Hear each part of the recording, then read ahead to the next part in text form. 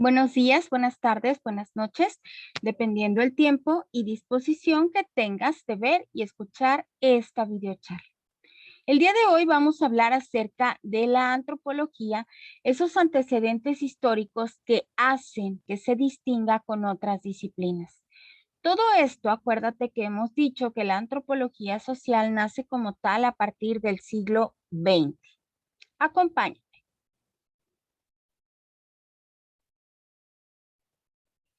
Haremos un recorrido por la historia de esta ciencia que nos ayudará a entender su presente. Vamos a abordar el surgimiento de la antropología como disciplina científica. E iniciamos con el evolucionismo, que se da a fines del siglo XIX y nos habla acerca de que todas las sociedades evolucionan según esas etapas evolutivas que se marcan. Número 2, funcionalismo. Es una corriente desarrollada por Malinowski y considera la cultura como un instrumento para satisfacer las necesidades de los individuos. Número 3, estructural funcionalismo, desarrollada por Radcliffe Brown, que tuvo como aporte introducir la noción de estructura social, las relaciones de parentesco. Número 4, particularismo histórico. Surge en los años 20 en Estados Unidos con Boas, que propone que la cultura es un conjunto de conductas e ideas. Las formulaciones y elaboraciones teóricas fundantes de la antropología están inevitablemente ligadas a un contexto histórico particular que atravesaba la práctica científica, el dominio del otro. Es dominar al otro, conocer cómo se comporta, conocer esas actitudes para dominarlo. Ese fue el objeto en un inicio de la antropología. Y se distinguen 3 periodos que cambian en la mirada respecto a ese otro. Y esos periodos que se consideran evolucionistas, las conquistas, luego vienen las 2 guerras mundiales y finalmente al término de la Segunda Guerra Mundial. Son los momentos en los que se dice que el mundo, las sociedades se van comportando diferente. Y tenemos entonces como número 5 la corriente estructuralista. En los años 60, en Francia, nace esta corriente con el psicoanálisis, con la filosofía, con la lingüística. Son estructuras inconscientes que constituyen lo humano. Todo aquello que tenemos en nuestro pensamiento y que hace que nos comportemos de tal o cual manera. Número 6, antropología simbólica.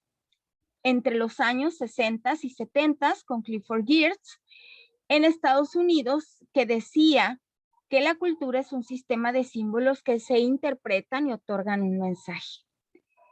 Número 7, ecología cultural, la comprensión de la cultura como una adaptación al ecosistema, una comunidad en la cual los hombres conviven con otros seres vivos en un medio ambiente físico. Número 8, las corrientes marxistas en antropología.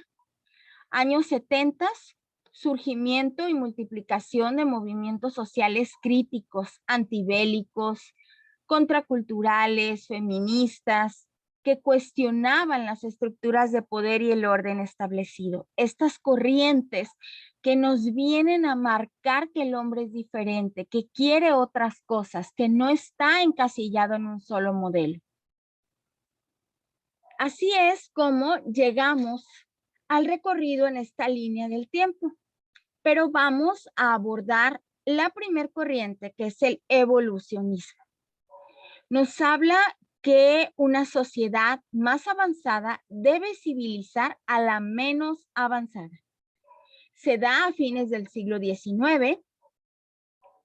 Las diferencias entre los distintos grupos humanos correspondían a sus diferentes etapas evolutivas. Este tipo de mirada privilegió el uso del método comparativo. Según este método, se analiza la naturaleza humana a partir de las diferencias que surgen de la comparación entre dos culturas, generalmente entre la cultura occidental y la cultura no occidental. esa comparación entre dos mundos que siempre ha existido. Entre los antropólogos más reconocidos de este periodo se encuentran Morgan y Taylor. Para Morgan, todas las sociedades deberían atravesar 3 estadios: el salvajismo, la barbarie y la civilización. Eran como las etapas que él planteaba para llegar a la civilización, a establecer normas y reglas de las cuales ya hemos hablado.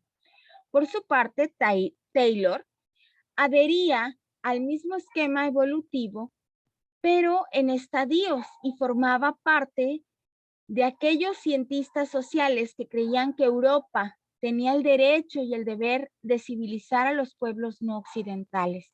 Es decir, Taylor consideraba que Europa, como era cuna de la civilización, debería civilizar a los demás pueblos. Entonces, su misión era ir por todo el mundo, haciendo colonias, conquistando, sometiendo e implantando cultura.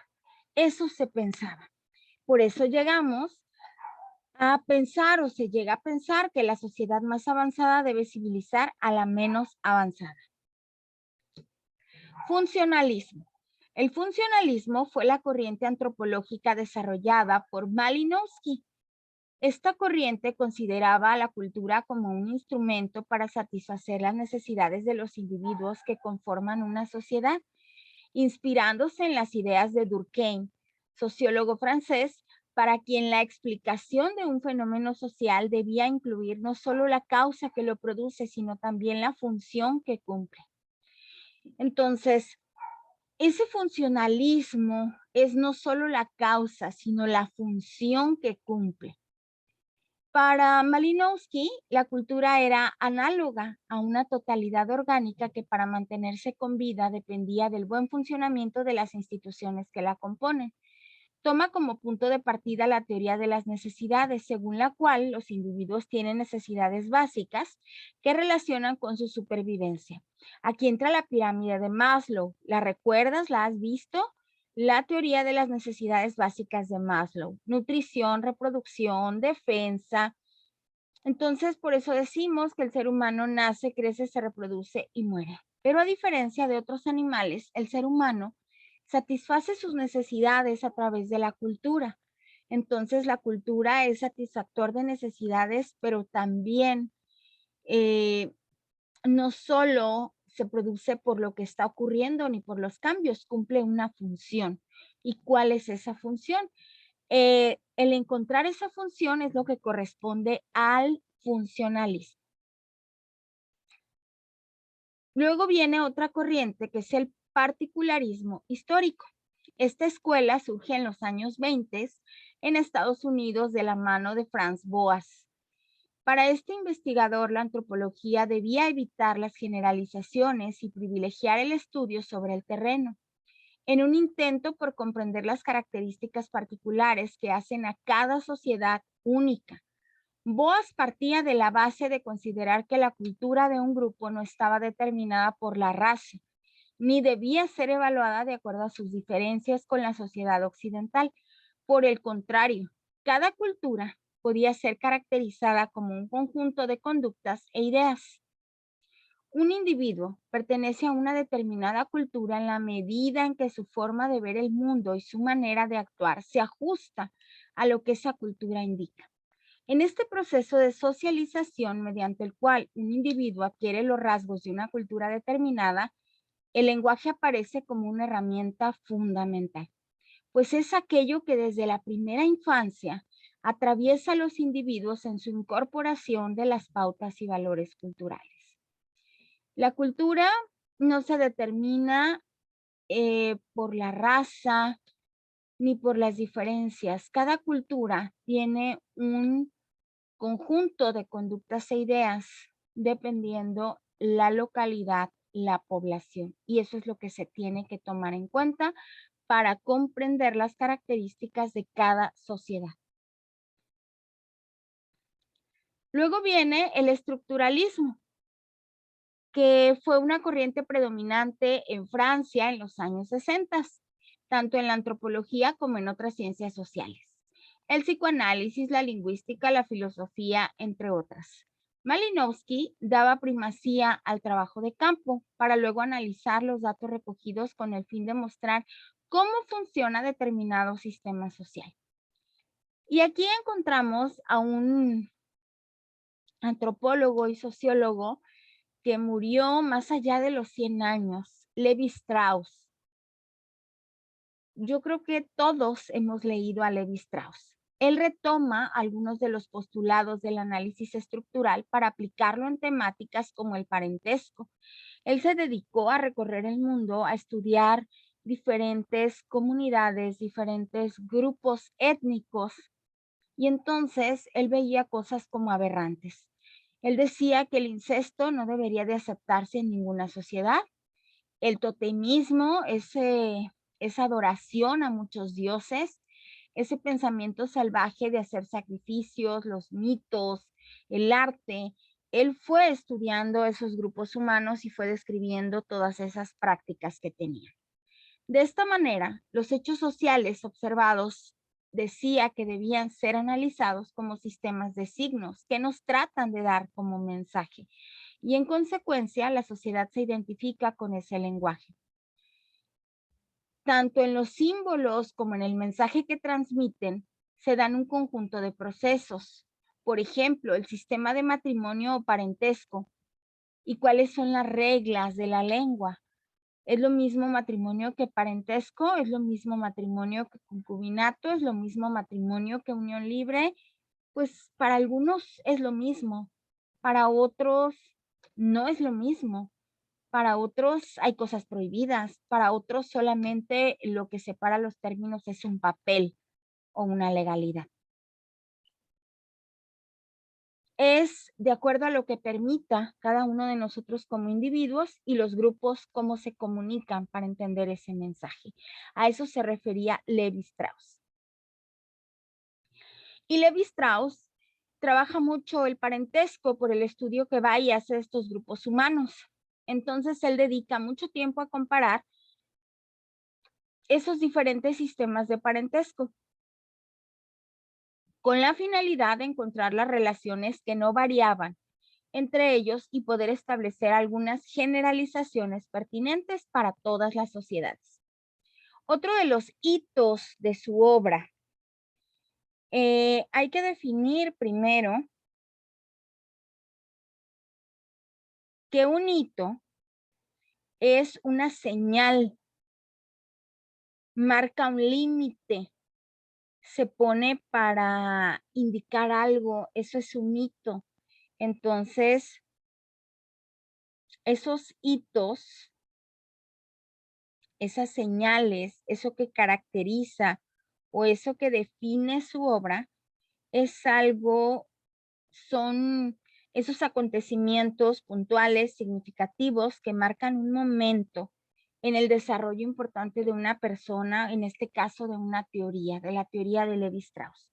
Esos hitos o esos momentos importantes consisten en la identificación del punto de pasaje de la naturaleza de la cultura, es decir, de ese ser humano puramente instintivo, puramente animal, por decirlo así, al ser humano regido por normas e instituciones. Él empieza a ver cómo anteriormente no importaba si era hija, pues el instinto llevaba a la procreación y entonces el padre tenía descendencia con la hija, con la sobrina. Él empieza a ver esto y dice, no, es que ese ser humano instintivo debe de pasar a un ser humano regido por normas e instituciones. Eso no se hace, eso no está bien. Hay una norma, hay una regla, hay una ética, hay una moral que me dice que no lo debo de hacer. A eso se dedica principalmente el estudio y la propuesta de Levi Strauss. Ahora, a partir de ello y de que él se dedicó al parentesco, pensemos nosotros en relaciones instintivas y relaciones de parentesco regidas por instituciones.